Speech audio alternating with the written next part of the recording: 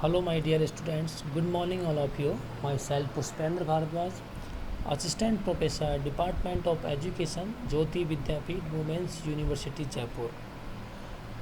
इससे पहली वाली क्लास में हमने वेजेज के मीनिंग, उसके types and determinants of wages के ऊपर डिस्कशन किया था। तो अब बात करेंगे हम थ्योरीज ऑफ वेजेज के थ्योरी, कौन कौन सी थ्योरीज डेवलप हुई थी वेजेज को डिटरमिन करने के लिए, किसने किस तरीके से वेजेज को ट्रीट किया है। फर्स्ट थ्योरी है सब्सिस्टेंस थ्योरी ऑफ वेजेज, मजदूरी का जीवन निर्वाह सिद्धांत।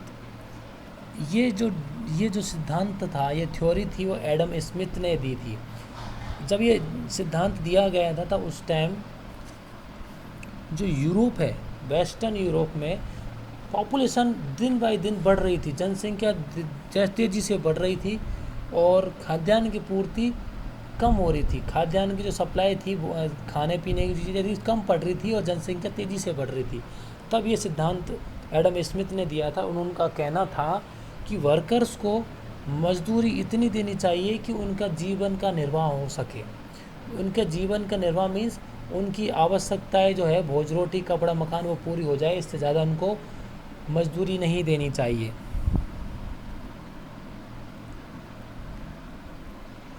नियुक्त श्रमिक को इतनी मजदूरी देनी चाहिए जिसमें श्रमिक अपनी तथा अपने परिवार की न्यूनतम आवश्यकताओं को पूरा कर सकते। यदि किसी भी समय मजदूरी जीवन निर्वाह मजदूरी से अधिक होती तो इससे श्रमिक क्या अधिक शादी करेगा, बच्चे पैदा करेगा और पैदा करने का प्रोत्साहित होगा। परिणाम स्वरूप श्रम की पूर्ति में वृद्धि होगी तथा मजदूरी पुनः घटकर जीवन निर्वाह स्तर पर हो जाएगी। इसके विपरीत यदि मजदूरी जीवन स्तर से कम दी जाती है तो इससे श्रमिक भूखे मरेंगे। अगर ज़्यादा दे दी जीवन स्तर से तो बच्चे पैदा करेंगे, वो बच्चे पैदा करेंगे, शादी करने के प्रेरित होंगे, बच्चे पैदा करेंगे तो वापस से उसी जीवन लेवल पे आ जाएंगे। अगर उनको पहले से ही अगर जीवन निर्वाह के बराबर तनख्वाह दी है, हमने मजदूरी दी है, तो उनके बच्चे वो क्या खुद भूखे मरेंगे, श्रमिक भूखे मरेंगे, कम शादी करेंगे, कम बच्चे होंगे, श्रम की पूर्ति घट जाएगी तो जीवन निर्वाह स्तर पर आ जाएगी। तो ये इन्होंने जनसंख्या के ऊपर बेस पर आधार दिया था। इस तरीके से वेजेज का निर्धारण किया था कि उनका इतना वेजेज देना चाहिए कि उनकी रोटी कपड़ा और मकान पूरा हो जाए, इससे ज़्यादा कुछ नहीं हो, खुद की ज़रूरतें पूरी हो सके तो किसी दूसरे आदमी की ज़रूरत पूरी नहीं हो, इतनी वेजेज देनी चाहिए। तो जर्मनी के एक इकोनॉमिस्ट है लेस्ले, उन्होंने इस जो सब्सिस्टेंस थ्योरी ऑफ वेजेज को आयरन लॉ ऑफ वेजेज बताया है। आयरन लॉ ऑफ वेजेज बताया, मजदूरी का लोह सिद्धांत बताया है और मजदूरी का अक्कड़ सिद्धांत ब्रेंजन लॉ ऑफ वेजेज का नाम दिया था इन्होंने। लेसन ने जर्मन इकोनॉमिस्ट थे Lassalle, iron law of wages बताया है इन्होंने और ब्रेंजन लॉ ऑफ वेजेज बोला है इसको, सब्सिस्टेंस थ्योरी को। इसके कुछ क्रिटिसिज्म देखिए। इसके वन साइडेड थ्योरी है, केवल एक साइड थ्योरी है, जो नियोक्ता है उसके लिए फेवर में, मजदूर के किसी तरह के फेवर में नहीं है।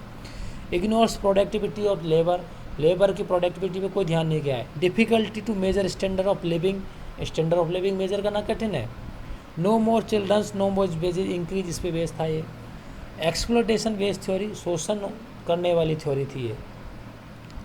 No explanation for different rate of wages, मजदूरी दरों में भिन्नता की व्याख्या करना नहीं करता है। जो लॉ है उस रेट कैसे निर्धारित करनी है कैसे नहीं करनी है उसका कोई डिटर्मिनेशन नहीं करता है। इग्नोर्स अदर एलिमेंट्स, जो अदर एलिमेंट्स है उनको इग्नोर करता है। Next is minimum wages are not the natural wages, जो मिनिमम वेजेज है वो कोई नेचुरल वेजेज नहीं है। पेमिस्टिक थ्योरी, निराशावादी थ्योरी है, निराशावाद सिद्धांत, निराशा नेगेटिव वे में जाने के लिए तैयार करता है मजदूरों को। तो ये थी जीवन निर्वाह की थ्योरी, मजदूरी की जीवन निर्वाह थ्योरी। अब बात करते हैं मजदूरी का जीवन स्तर सिद्धांत। The standard of living theory of wages, यह सिद्धांत मजदूरी के निर्धारण के संबंध में उतना कठोर दृष्टिकोण नहीं अपनाता जितना मजदूरी का जीवन निर्वाह सिद्धांत अपनाता है। इस सिद्धांत के अनुसार श्रमिकों के जीवन स्तर में परिवर्तन के अनुसार मजदूरी में परिवर्तन होते रहते हैं। लिविंग स्टैंडर्ड है अगर एक मज़दूर का उसके अकॉर्डिंग चेंज होते रहते हैं कि एक मज़दूर थोड़ा जैसे लिविंग स्टैंडर्ड बढ़ गया है तो उसकी मजदूरी बढ़ा दी जाए, लिविंग स्टैंडर्ड अगर किसी का कम है तो उसका लिविंग स्टैंडर्ड कम रखे, इस तरीके से ये बेस थी। तो इसके क्रिटिसिज्म बात करें तो वन साइडेड थ्योरी है ये भी। Wages affected standard of living, standard living को अफेक्ट करती है wages. Constant standard living for long period but wages fluctuated quickly. जो लिविंग स्टैंडर्ड होता है वो लॉन्ग टर्म में चेंज होता है, धीरे धीरे तो चेंज एकदम से तेज़ी से चेंज नहीं होता है, लेकिन जो वेजेज रेट है वो क्विकली चेंज होती है, तेज़ी से चेंज होती है, ये सही नहीं है इसलिए। नेक्स्ट थ्योरी है मजदूरी कोष सिद्धांत, the wages fund theory. It's mean जो ये थ्योरी डेवलप की थी ये जे.एस. मिल इकोनॉमिक्स थे, उन्होंने डेवलप की। इनके अकॉर्डिंग ये क्या कहते थे, मजदूरी उतनी मजदूरी होनी चाहिए, एक मजदूरी देने के लिए एक फंड बनाना चाहिए। एक फंड बना लिया कि इतनी हमें इसमें से मजदूरी देनी है, और जनसंख्या के बेस पर हर एक लेबर को जनसंख्या अगर ज़्यादा है तो कम कम आ जाएगी सबके लिए, अगर जनसंख्या मजदूरों की कम है तो सबके लिए ज़्यादा आ जाएगी वेजेज। इस तरीके से इन्होंने ये बताया था। तो मजदूरी की सामान्य दर इक्वल टू मजदूरी कोष बोले तो वेजेज फंड डिवाइडेड बाय श्रमिकों की संख्या, नंबर ऑफ लेबर्स। तो एक फंड बनाने की से इन्होंने सलाह दी कि उस जितनी अगर मजदूर है, जैसे कि हमारी एक फंड बना लिया कि हमारे कंपनी में हम हर महीने 1 लाख, हमारे कंपनी में 1 लाख रुपीज़ पर मंथ हम सैलरी के और वेजेज के रूप में डिस्ट्रीब्यूशन करेंगे, अगर श्रमिकों की संख्या अगर 10 है तो 10 से डिवाइड हो जाएगा, श्रमिकों की संख्या अगर 20 है तो 20 से डिवाइड हो जाएगा, अगर श्रमिकों की संख्या 100 है तो 100 से डिवाइड हो जाएगा। इस तरीके से सबके कम ज़्यादा मजदूरों की संख्या के आधार पर होगा। इसकी क्रिटिसिज्म देखिए बात करें तो मजदूरी वेजेज फंड का जो है एक मिथ है, ये जो अपन ने जो धारणा बनाई है, कंसेप्ट था वेजेज फंड, ये मिथ है। श्रमिकों की कार्य क्षमता पर विचार नहीं है, श्रमिकों की जो कैपेसिटी है उसके ऊपर, वर्किंग कैपेसिटी, उसके ऊपर कोई तरीके का जिसमें आइडिया नहीं, विचार नहीं किया गया है। श्रमिकों की मांग मजदूरी कोष द्वारा निर्धारित नहीं होती है। श्रमिक मजदूरी में वृद्धि से पूंजीपतियों के लाभ कम नहीं होते हैं। अगर श्रमिकों की मजदूरी बढ़ा दी जाए तो उससे जो पूंजीपति बोले तो बिजनेसमैन है तो उनके प्रॉफिट कम नहीं होते, उनके प्रॉफिट उतने ज़्यादा ही होंगे। अगर मजदूर को अच्छे से मजदूरी दी जाएगी तो ज़्यादा मन लगा के काम करेगा। मजदूरी की सामान्य दर कुल उपलब्ध पूंजी की मात्रा पर निर्भर नहीं करती है। अवैज्ञानिक सिद्धांत, इस तरीके से इसके कुछ क्रिटिसिजम्स हैं।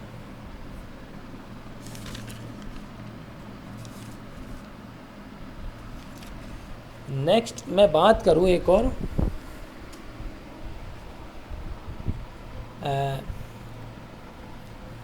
Residual claimant theory of wages, मजदूरी का अवशेषाधिकार सिद्धांत। ये एफ.ए. वॉकर ने सिद्धांत विकसित किया था।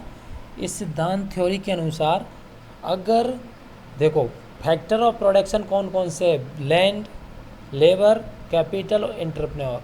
सबसे पहले भूमि का जो मालिक है लैंड, उसको उसमें लगान चुका दिया अपन ने, ठीक है। देन पूंजी कैपिटल का जो मालिक है उसको अपन ने इंटरेस्ट दे दिया। इंटरेस्ट देने के बाद एंटरप्रेन्योर को प्रॉफिट दे दिया, ठीक है। अब अगर कुछ बचा है तो वो मजदूर को मजदूरी के रूप में दिया जाएगा। इसका कहने का सीधा सा मतलब ये है, मजदूरी equal to total production minus लगान प्लस ब्याज प्लस लाभ, ये तीनों लेस होंगे इसमें से, टोटल प्रोडक्शन में से। तब जो कुछ बचेगा वो मजदूर को मजदूरी के रूप में दिया जाएगा। अगर नहीं बचता है तो अगर मजदूरी देने के बाद भी अगर कुछ शेष बचता है तो वो एंटरप्रेन्योर को दिया जाएगा, साहसी को दिया जाएगा। तो वन साइडेड, इसका अगर क्रिटिसिज्म बात करें तो वन साइडेड है। तो अगर अवशेष अधिकारी श्रमिक नहीं साहसी, मतलब अगर कुछ बचा है बैलेंस में तो उसको मजदूर को ही नहीं दिया जाएगा, वो एंटरप्रेन्योर को दिया जाएगा। अलग सिद्धांत की आवश्यकता ही नहीं थी इसमें, ऐसा तो कुछ था ही नहीं। और मजदूरी पर श्रम संघों के प्रभाव की उपेक्षा हुई है। Now next is marginal productivity of wages. Next theory है ये मजदूरी का सीमांत उत्पादकता सिद्धांत। मैंने आपको law of diminishing marginal utility बताया था। मार्जिनल मीन्स एक अतिरिक्त इकाई का उत्पादन करेंगे, एक अतिरिक्त इकाई का उत्पादन करने पर जो कॉस्ट आएगी उसे मार्जिनल प्रोडक्शन कहेंगे। तो मार्जिनल प्रोडक्शन एक जब मजदूर एक अतिरिक्त इकाई एक अगर फैक्टर ऑफ प्रोडक्शन है अदर, तो उनको कांस्टेंट रख के मजदूर के द्वारा एक अतिरिक्त इकाई के उपभोग के कारण प्रोडक्शन में अगर कोई इंक्रीजमेंट होता है तो उसके बदले में अगर इंक्रीजमेंट हो रहा है तो उसको उतना वेजेज दिया जाएगा, अगर कम इंक्रीजमेंट हो रहा तो उतना वेजेज दिया जाएगा। तो मार्जिनल प्रोडक्टिविटी के बेसिस पर इसमें मजदूरों की मजदूरी का निर्धारण किया गया है। ठीक है, इसके क्रिटिसिज्म की बात करें, calculation of marginal productivity difficult. Marginal productivity का डिटर्मिनेशन करना डिफ़िकल्ट है। Next is all units of labour not homogeneous. Labour की हर एक यूनिट होमोजेनियस नहीं होती है, सब के पास स्किल्स काम करने की स्किल अलग अलग होती है। Unrealistic assumption of perfect competition. Perfect competition नाम की कोई चीज़ ही नहीं, अनरियलिस्टिक है ये। Unrealistic assumption of full employment and unrealistic assumption of perfect mobility of fact labour, one sided theory, long period theory, ये सारे इसके क्रिटिसिजम्स थे। Next is discounted marginal productivity theory of wages. Professor Taussig ने इस सिद्धांत का प्रतिपादन किया है। टॉजिंग का कहना था कि मजदूरों को मजदूरी दी जाती है वह सीमांत आगम उत्पादकता से कम होती है। इसका नियोक्ता श्रमिकों को मजदूरी का भुगतान वस्तु के विक्रय से पूर्व अग्रिम कर देता है, अतः अग्रिम दी गई मजदूरी में से वर्तमान ब्याज दर की दर से बट्टा काट लेता है। मतलब अगर उन्होंने एडवांस में अगर सेल आउट जो भी चीज़ अपन ने प्रोडक्शन किया है उसके सेल आउट होने से पहले ही मजदूरी का भुगतान किया गया है तो उसमें से एक डिस्काउंट काट लो, एक निश्चित प्रतिशत, एक निश्चित सर्टेन अमाउंट डिस्काउंट रूप में काट के तब मजदूरी देनी चाहिए। ये प्रोफेसर टॉजिंग के अनुसार थी। तो ये इतनी सारी हमने वेजेज थ्योरी पढ़ी। ओके बच्चों, thank you, thanks a lot.